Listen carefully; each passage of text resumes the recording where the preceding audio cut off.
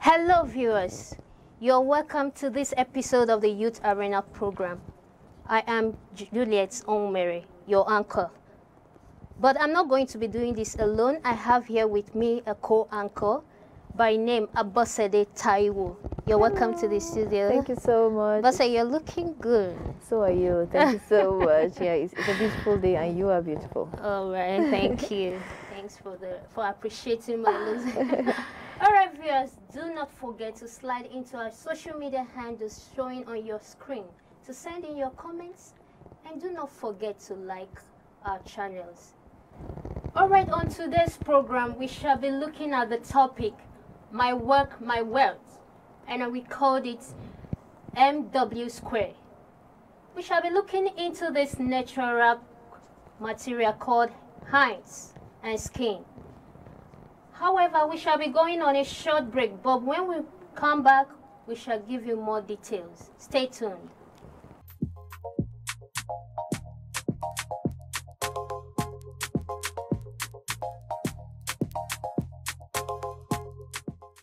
You're welcome back to the studio. Before we went on a break, we thought of giving you the details about hinds and skin.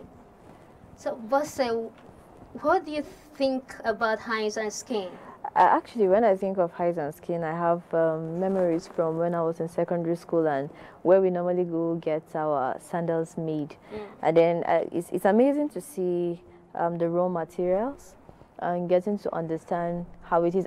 Even at that point in time, I didn't know that that was what they were called.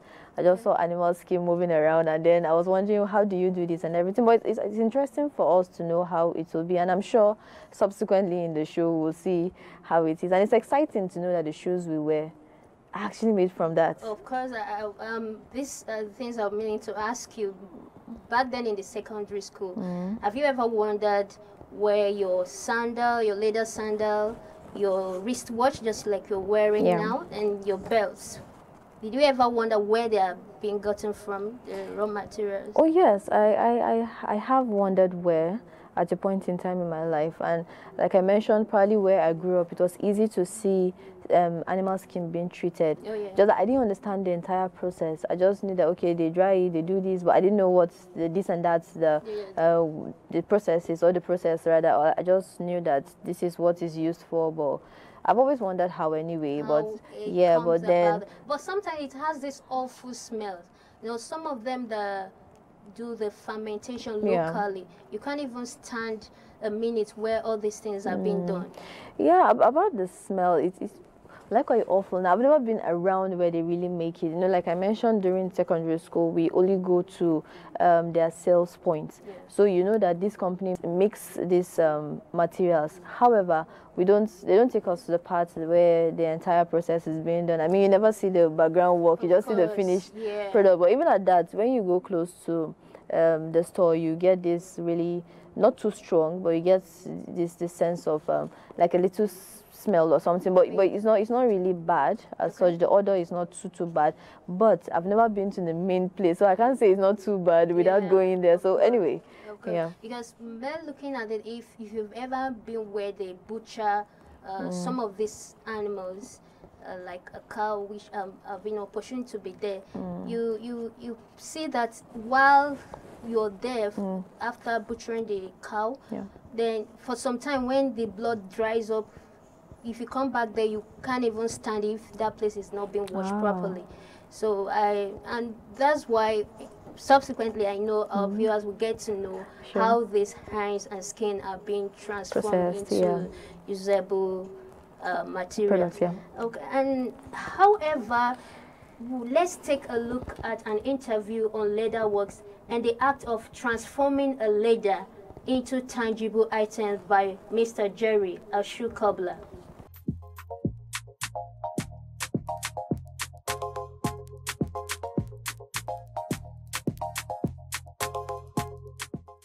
My name is Jeremiah Michaels, and my company name is Jeremy Carey's Footprints. I'm a Nigerian, Enugu State, in Kano, local government. Before you can become a shoe cobbler, there is no specific certificate you need to acquire. First, you need to learn it. There are basic steps you need to take, which are the learning process. Then, if you wish to acquire a certificate, depending, because there are some organizations that want you to work, they want you to present a certificate. So that's, but the certificate does not mean or define your professionality in the field of shoemaking. Going through training, where did you acquire your training as a cobbler? As a cobbler, I started from Kaduna State, Angwan Sunday, that's the village. Then I also went further. I learned from a friend, Duse Alaji, Abuja here. So that was where I perfected it. As a good cobbler, you need to be good with like knowing the sizes of people, and also whenever you're being given a job, you need to meet up with the target. So that will really help you, because one issue we are having in this shoemaking industry is timing and accuracy in size, and mainly also the finishing aspect of your job. So as a cobbler, you need to learn how to finish your job, let it be neat, let it be clean, and using good materials. Before now, I just love shoes. I'm a shoe fan. Before I learned how to make shoes, if I see you, the first thing I will notice, or my first observation will be your shoe. So that's my passion, that's my drive. Actually, I learned just to be making for myself. So, but at the time, people now, they start looking at my leg. Who made this shoe for you? This shoe is nice. I'll say it's me. They'll be shocked. Please, can you do something like this? So I'll say, okay, just give me the money for material. I'll make it for you. Then, just like that. I just have the passion, the drive, just to do it. So with time, then I just find myself doing it big time like this. I make both for male, female, unisex, slippers, palm sandals, and shoes. If you want to buy shoes, my shoes are not expensive. The only thing, I enjoy doing it. The only thing is because I'm buying the materials, that's why. The tools involve scissors, filing machine, pliers. There are many, puncher. Then the material, you need gum. You need fiance, which is the leather, like what you're wearing. So the leather. So in fiance, we have different kinds of fiance, and we have different kinds of skin. Either you use skin or fiance, which is the top leather. You need Nora, and in Nora we have what we call Nora 3, Nora 4, and we have Nora 5. So with all these things, you need gum, you need Mako. So these are the basic material you need. And there are some basic machines, for some kind of jobs, like some kind of shoes. So we don't have it now. At this point in time, it's not, if I say it's actually easy, lying. Because people have gotten used to a fixed or a particular price, how we sell our shoes. Then if they are coming now, the economy is affecting them and also affecting us. Every day, like I was telling my boy yesterday, I said the liter of gum is ×2 of what he got it last week, Wednesday. So we're just like talking about it. So we're just trying to make them understand that we are in this together, even as we're looking forward to the divine change. I'm not actually working in any way, but there is a way I used to convince them. Okay. First of all, I'll call these bigger brands, I do call them my brother in the shoemaking company industry, and I learned from them, because if I'm doing repairs, I'll open the shoes and I'll see some secrets behind their good qualities, then I will tend to improve mine. Like the shoe I'm fixing now is actually one of these high-brow. So I was telling him, say he got this shoe very expensive that he just wore it 2 times. I said, hey, that's the problem. He said the leather is bad. I said, no, the leather is not bad. The problem is mass production. If we now, we are making like handmade, we take our time to apply good gum. So, but that one, because of you're paying them, they will just do mass productions and it will just come out. But the leather and the soles are good. But the difference is that you can get this sole in the market, I can get this leather in the market, and I can still use it to construct for you. And it will be long lasting. So that's what I usually do. You know, whatsoever you do in life, if you don't have passion, passion is the drive that helps you accomplish whatsoever you desire. So if you don't have the passion, you won't make it. Those that aspire to enter into shoemaking industry, they should have the passion first. The passion first, like I said, is the drive. Then they should be patient with time, and with perseverance and prayer, Elohim will take them to a greater height where they ultimate desire. So that's my advice with them.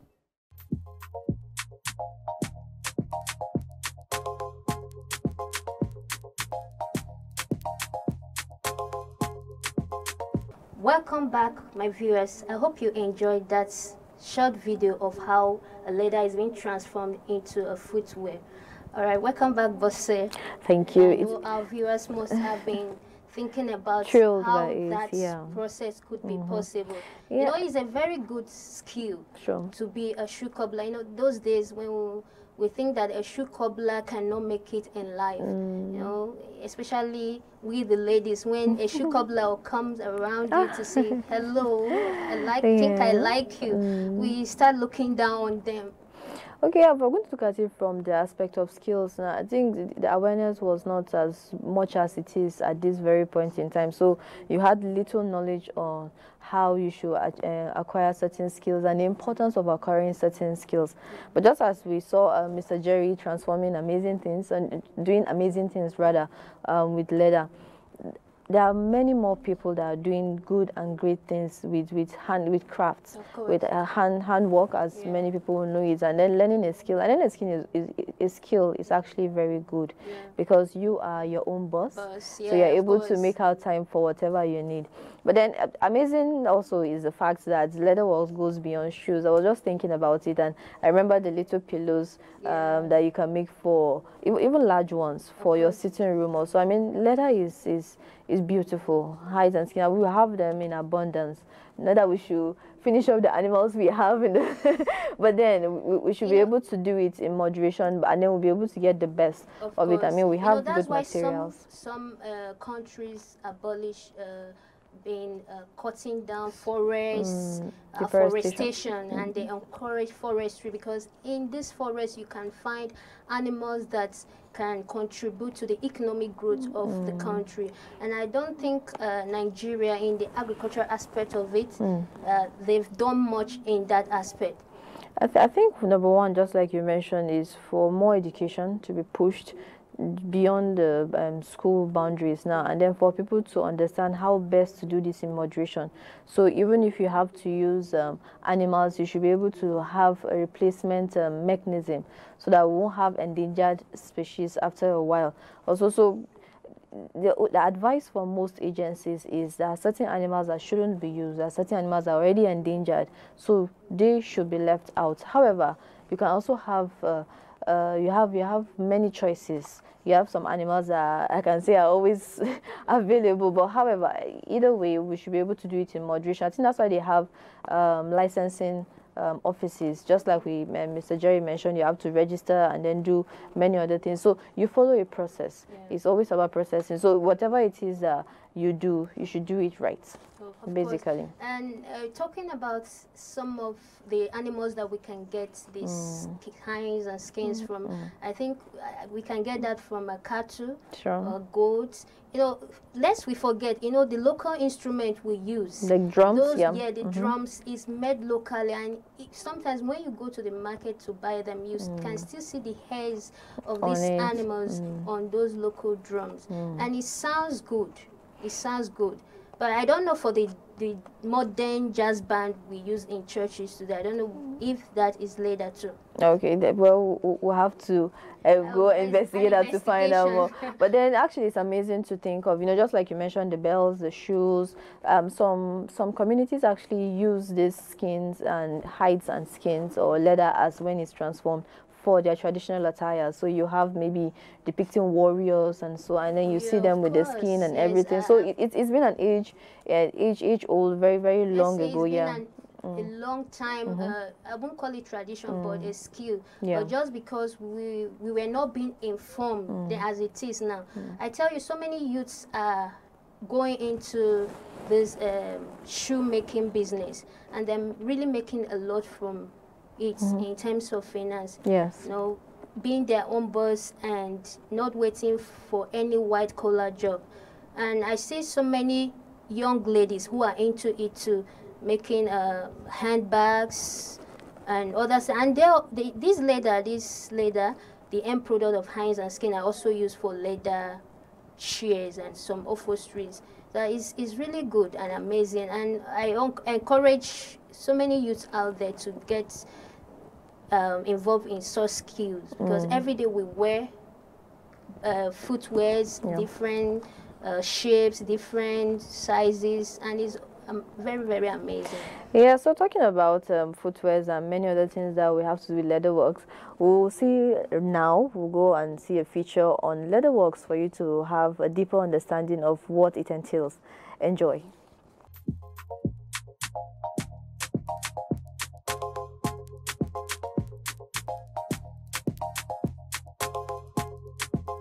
From prehistoric times, hides or skin has been a part of human culture.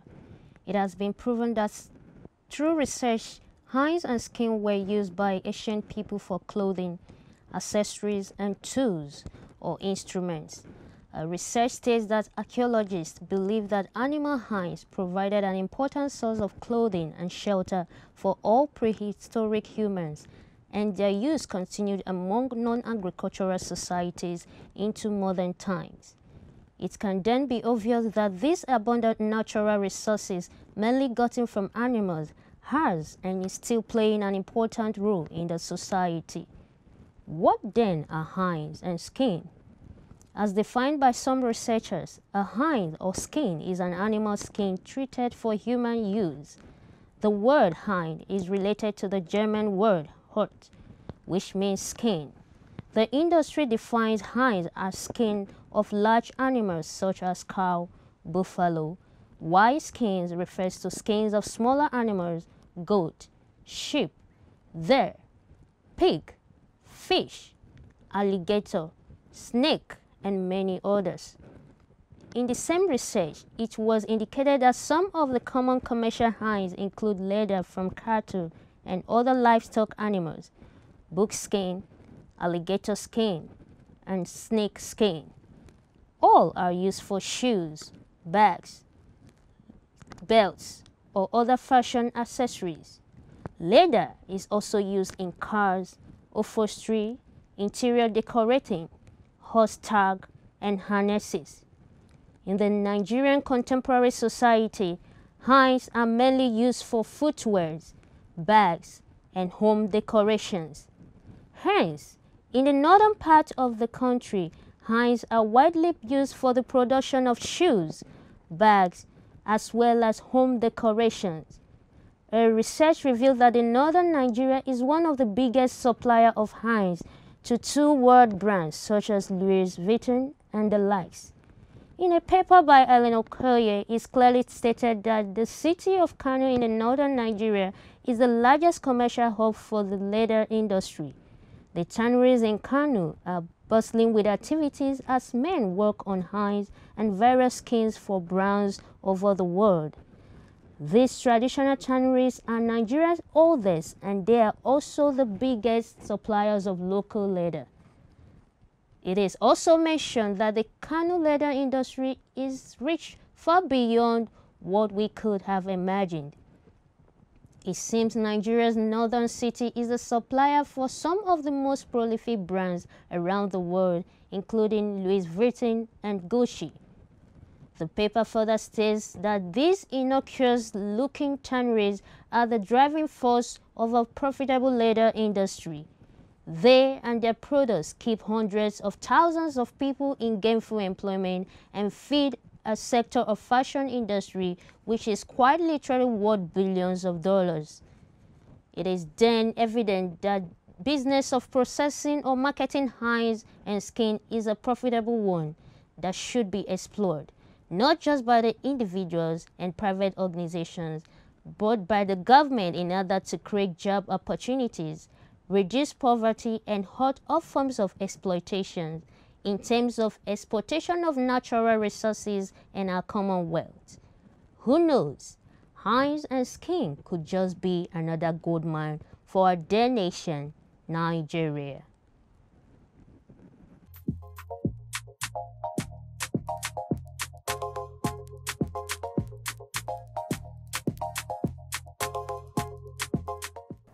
Welcome back to the studio, viewers. I hope you enjoyed those features on leather works.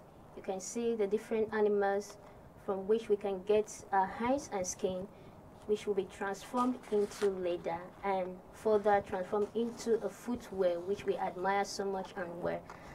All right, Bosse, I welcome you back too. Before we conclude this segment, how do you think that these artisans can be empowered? Okay, I think first of all, like I mentioned earlier, education. So when I mean education, I'm not talking about the the normal education system as we see it. That's a formal education, but informal too. So let people get to know more about leather. Let people get to know more about the uses of hides and skins. Let people get to understand and learn how to transform these things into beautiful artwork. I mean, if you go to some parts of the Middle Belt and then the core northern states, you see beautiful artwork made from these skins, that's the leather itself. And you see people transforming into what people have attached as their traditions. If we are able to research deeper into how we can process these things, how we can make more products out of it, then it will become a huge industry. So already you have well-established industries in their own little and local communities or states, but then we can make it bigger.